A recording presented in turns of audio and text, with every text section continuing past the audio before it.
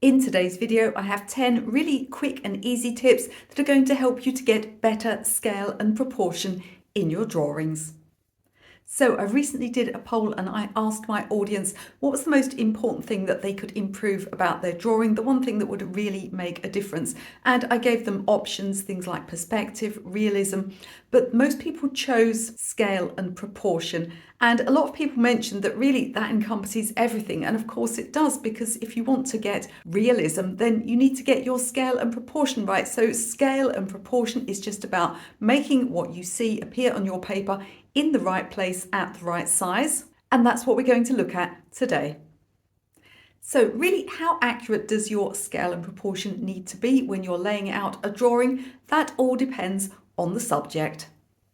So let's think realistically about how accurate your proportions and your layout need to be depending on subjects. Now, if we take a picture like this, we've got so much going on. We've got multiple boats, both in the foreground and the distance. We've got this little piece of water here. We've got maybe some water and a horizon line out in the distance. We've got cars over here. Now, obviously, we could simplify this. We could move things around. And in any of the things I'm telling you about today, you always have the option of moving things, but we're going to talk more about doing things accurately in this particular video rather than concentrating on moving things around, which is something you'll do more of when you become a more experienced artist. And this is something that I would be looking at getting a high degree of accuracy. Even if I was skipping some of the boats, I'd still want to make sure that everything was in the right place. Now this one here, we still want things in the right place because the seashells look quite pleasing together, but it doesn't really matter how much background is around them. We could get away with having a bit more sand over one side or even all the way round, so it's not as important with this one. Here we've got a butterfly, and again, less important with this one. A butterfly you could pretty much put anywhere on the paper at any size.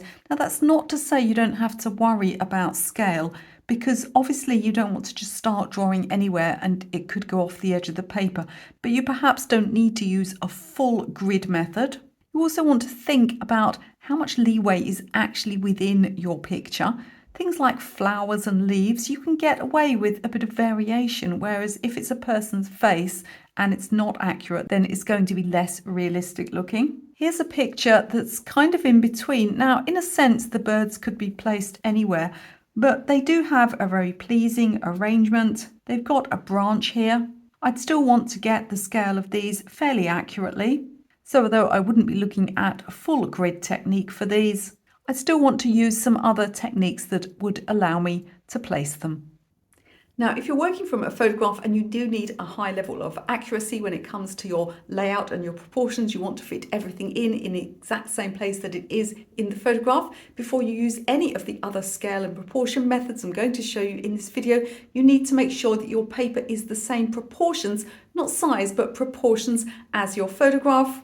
There's a really simple trick for doing this. So let me show you how to scale up a photograph and make sure that your paper is the same proportions. Now I'm working with these tiny little scraps of photos here. That's just so that it fits on camera more easily, because if I do a large photograph, you may find that it goes off the edge of the camera. You can't really see what I'm doing, but you can use this for any size of image and any size of paper. So let's take this one first. So we've got this little flower here. Now the first thing I want to do is use as much of my paper as possible. Now we can see that if I had it this way round and I want to get the proportions the same, I'm only going to use, less than half my paper. So obviously, it being landscape shaped, I'm going to put my paper in a landscape rotation. Now all of these things are cut square. If there are any odd angles, it's just to do with the angle of the camera, which I can't always 100% control. I'm just going to tape this paper down to keep it still. So what you want to do is place your image in the corner. So I'm going to pop it up here, and then we want to take a straight line through corner to corner and out the other side. I'm going to use this set square, but you don't even need a ruler. Anything that's straight cut, like a piece of printer paper, can be used. So I'm going to go one corner to the other. I'm not going to draw on the photograph, but I'm going to extend that imaginary line from one side to the other and take it out through my paper. Now, in this occasion, it's come off at the bottom. It may sometimes, depending on the shape of the paper, come off at the side. All I have to do now is take a right angle up. Again, you can just use a piece of paper, a piece of printer paper. Now, this will be the part of the paper that I won't use or will cut off. And I now know that this paper that's left here is of the same proportions as my photograph. Of course, you don't want to draw your line as dark as this. You want to do it lightly so you can erase it easily. Let's look at a different shape. So I've just turned the paper round, and this one's kind of square, but I do feel that it's more tall vertically than horizontally. So I'm going to keep my paper in a portrait rotation. Again, I'll place my picture in the corner. We'll go corner to corner, square off the excess. Now this area of the paper is the same exact proportions as my photograph. So anything that I'm checking, and I'll show you various ways of doing this later in the video, such as center points or edge markings or proportions or angles, they're going to transfer across. If my photograph was of a different proportion to my paper and I tried to do some kind of exact marking transference, what would happen is my image would become distorted. So that's why we're doing this.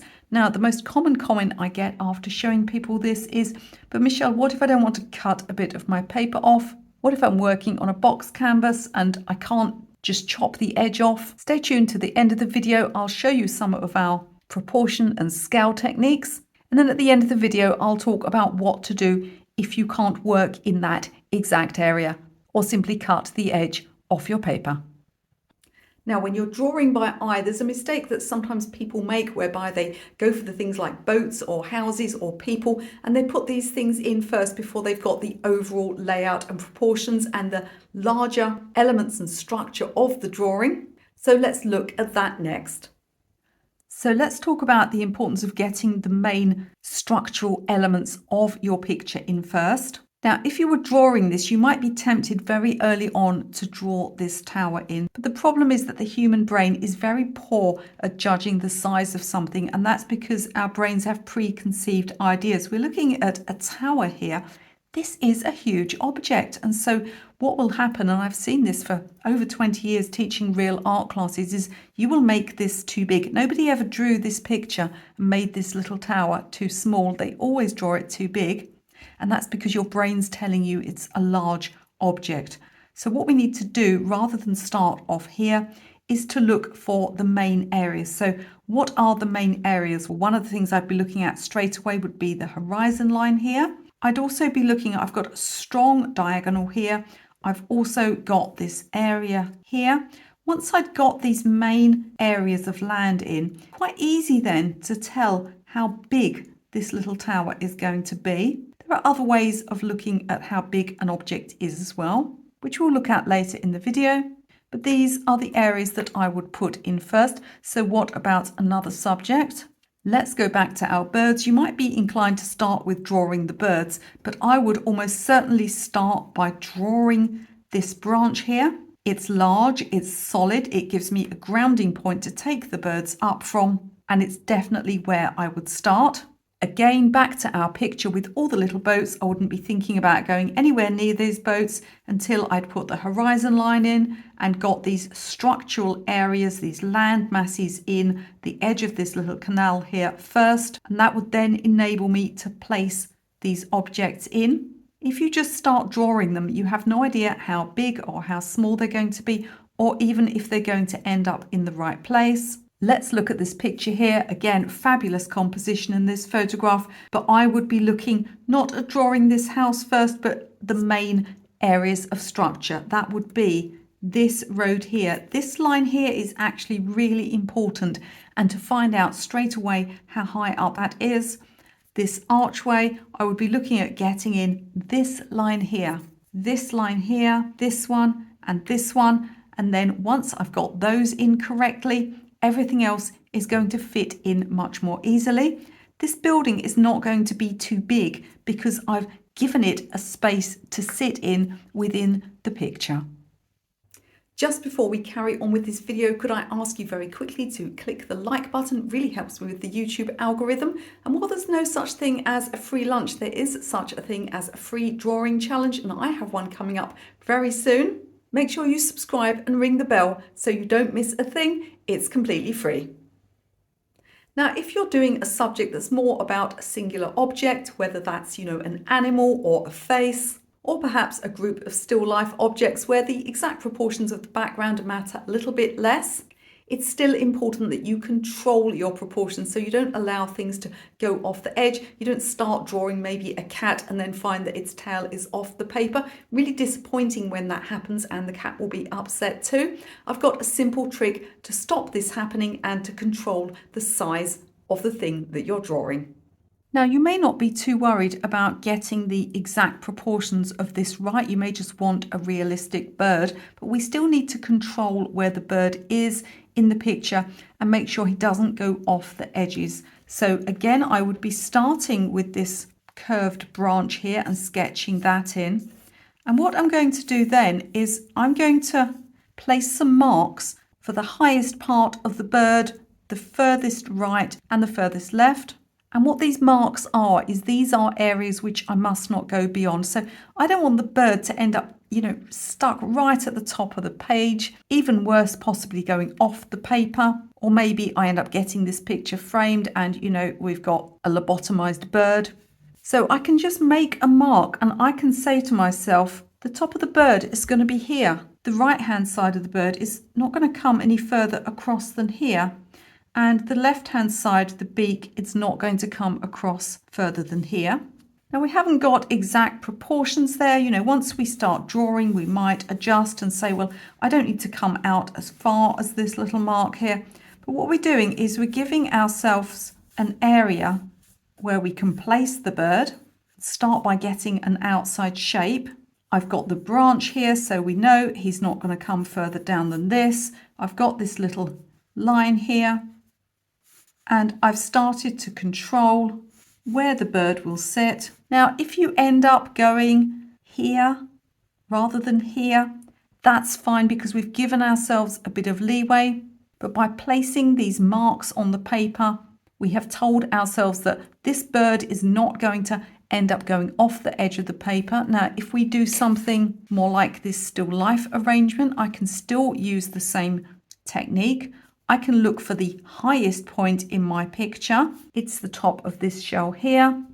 I've got the furthest right, the bottom point. The furthest left is also this shell. Making some marks on my paper are going to then keep the arrangement within that area and stop it going off the edges. So we're going to move on to looking at some simple grid techniques, but before that, I'll just show you quickly how to find the center of your paper, no matter what shape it is. So I've scaled up this photograph so that my paper is the same portions as my photograph, and I've found the center point, and we find the center point by taking a straight line corner to corner on both sides. Of course, you can draw right the way through, but you can, if you just want the center point, you can just take a little line here. And next I'll show you how we can use this center point to help us with our drawings. Now, in a minute, we're going to look at using a formal grid technique. But before that, we'll look at an easier way of doing it. I've actually made a longer video all about this particular technique. I'll link to that one in the description of this video. But let's look next at this simple technique. And you may not even have to draw any lines. Now, I can use a simplified grid technique by taking a line corner to corner and then using that. It gives us all sorts of reference points. As I said, I've made a longer video about this. Now, it depends if you want to deface your photograph or not by drawing on it. If it's just one you've printed off the printer, you're probably happy to do that. If it's something like a family photograph, then you might want to place a piece of tracing paper over the top and apply your grid to that.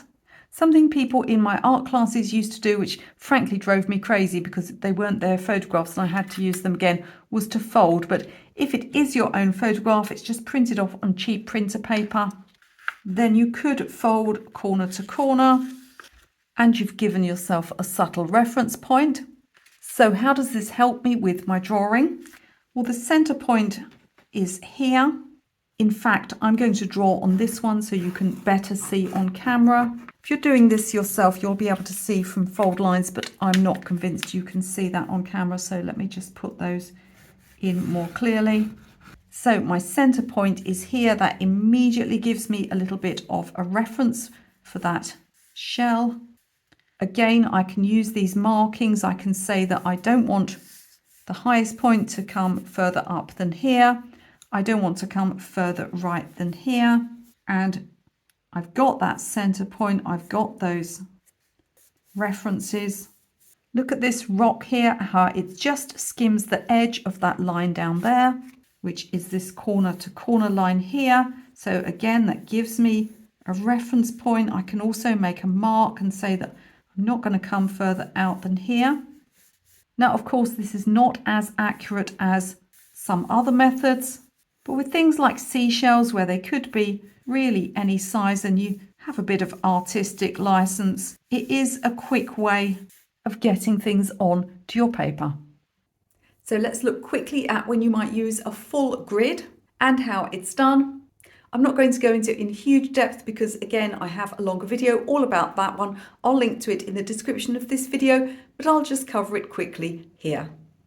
Let's talk about using a full grid for accuracy. What you'll do in this case is you will make some squares. I've used this piece of tracing paper, but again, if you're not worried about your photo, you can draw directly on it. You want to divide it up. We could use big squares. If I just need a little bit of help, I could perhaps divide this into 3 squares. You want to do a little bit of maths. I would say I could probably get, 3 or 4 centimeters across there. Or if you work in inches, maybe 3 lots of 1.5 inches. Just place your ruler along and work it out and then take it down. And again, you're going to be looking at drawing squares. Don't draw oblongs. And then all you want to do is draw squares onto your paper. The squares on your paper are going to be bigger.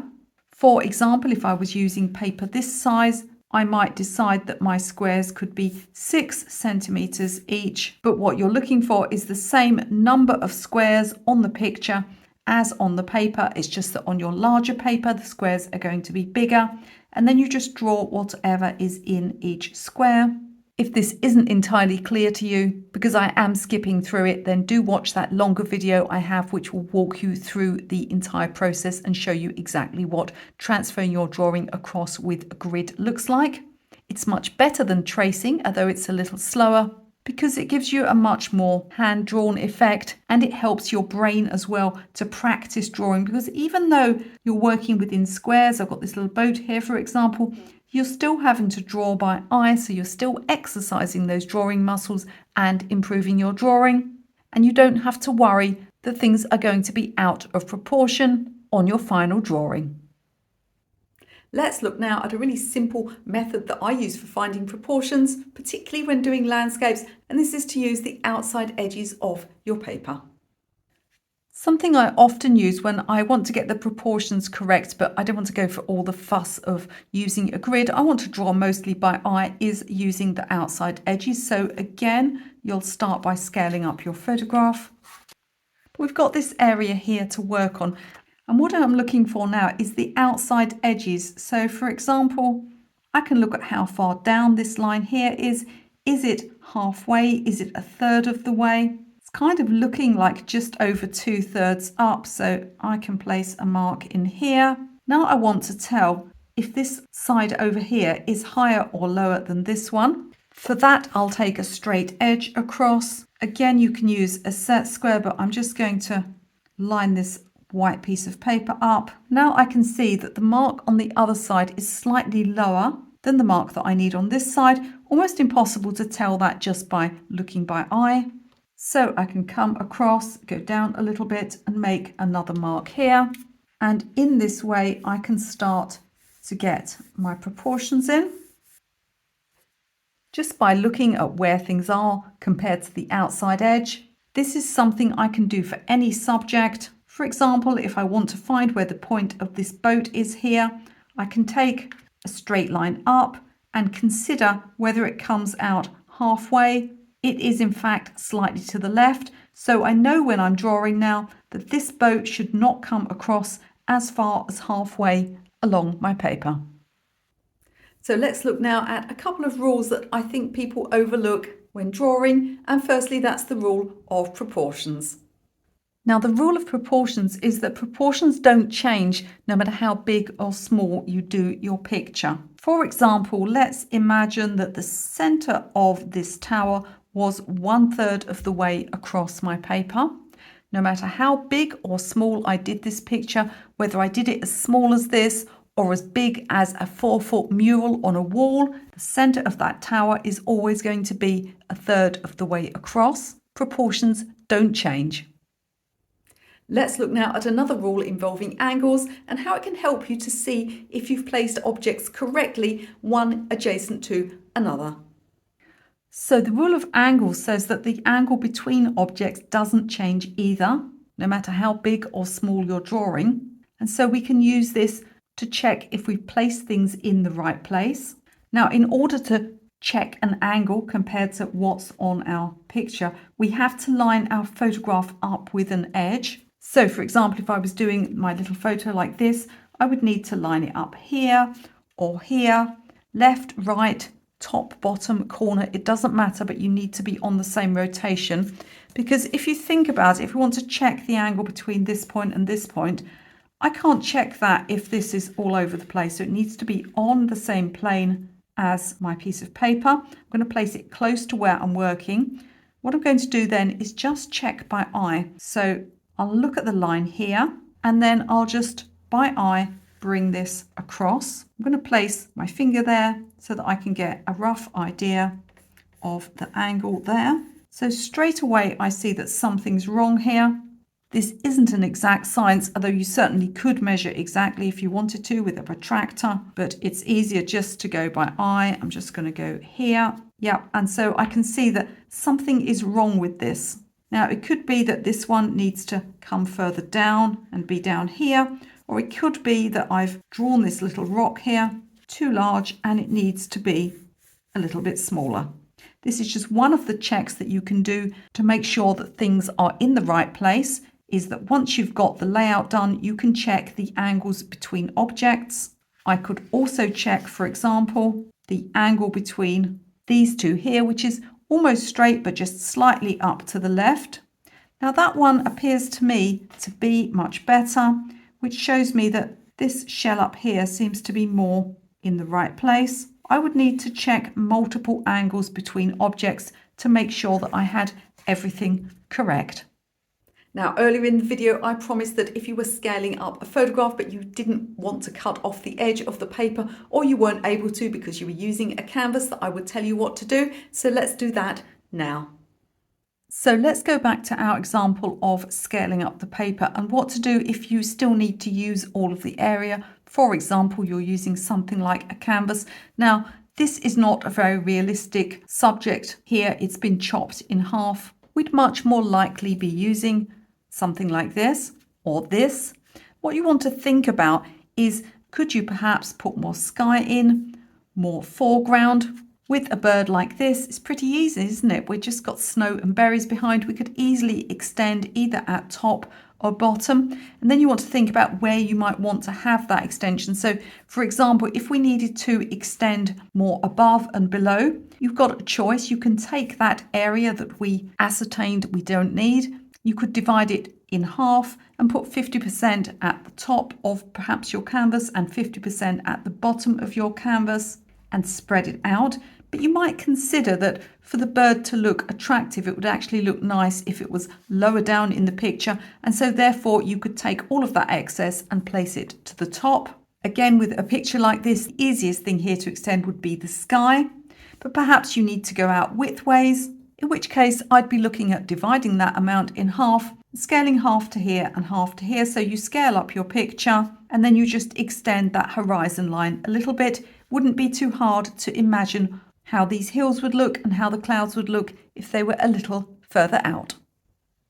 So do let me know in the comments which one of these tips you found most useful. I'm actually thinking of making another video soon all about composition and how composition works, because I think it's something that's not very well understood by new artists, and I always pride myself on this channel about explaining things really simply, so I really think I can explain to you how composition works and how you can use it in your own work, even if you're a beginner. So let me know in the comments if you'd like to see that video. And before you leave this video, don't forget to have a look in the description, because I've got lots of free downloads for you there. I've even got some free courses that you can take.